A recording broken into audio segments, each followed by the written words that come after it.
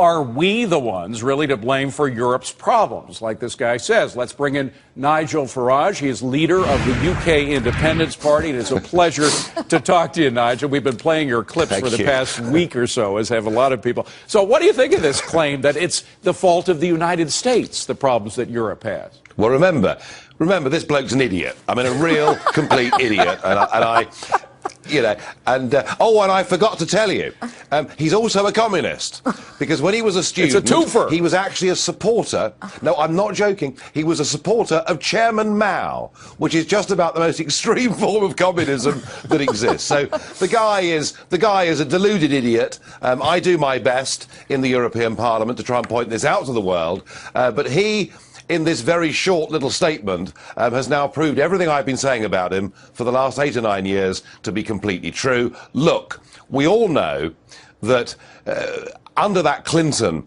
period, with Greenspan in charge of the Fed, some big mistakes were made in terms of banking, and some of those illnesses did spread to other countries, including Europe. But the reason the euro is in the state it's in is they've put together a completely artificial currency with countries that never fitted together.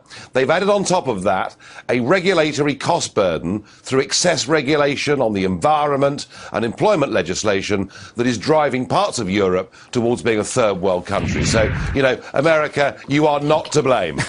Well, frankly, I wasn't going to lose much sleep over that claim. But on top of everything else, we now have all of these billions and billions of euros, hundreds of billions of euros going into these bailouts. Where is all that money going? Well, what it's doing effectively is it kind of goes straight through the governments and straight back to the banks from the member states who've given the money in the first place. And it's very odd. I mean, in the case of Spain, the only buyers of Spanish bonds are Spanish banks. And so the European Commission and European Central Bank give money to Spanish banks to buy Spanish government debt. I mean, listen, the whole thing's a giant Ponzi scheme, isn't it? It's the same money that's circulating round and round and round, and at the end of the day, this whole thing is going bust. Well, it's a Ponzi scheme, but instead of private investors being the victims, it's taxpayers, because taxpayers are footing the bill for these bailouts, which, as you say, only bail out the bondholders, which are the banks. So once again, it's the middle-class taxpayer that's bailing out the millionaires, correct?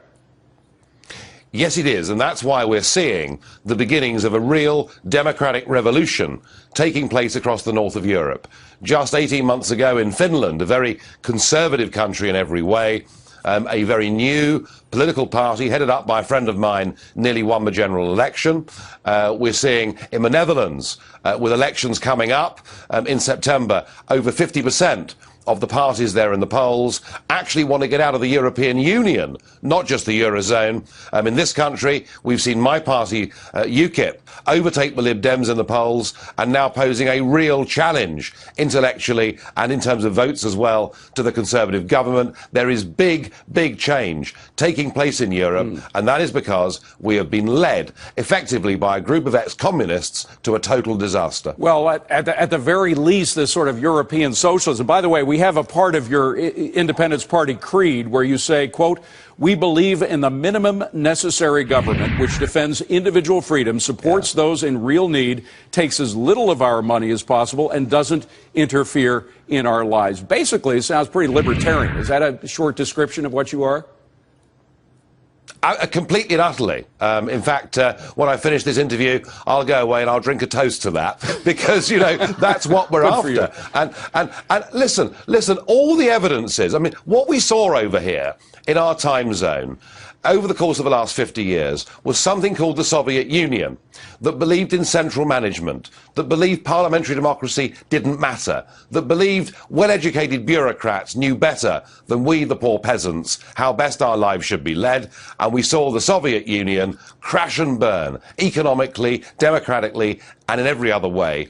And frankly, and if this shocks people, I'm sorry, but what we're doing in Brussels with Barroso and the other joker, Van Rompuy, running all of this, is we're actually rebuilding a model of centralised, undemocratic government run by the bureaucrats, and we're headed for the same problems. And that is why I don't believe this can be somehow amended or changed or improved.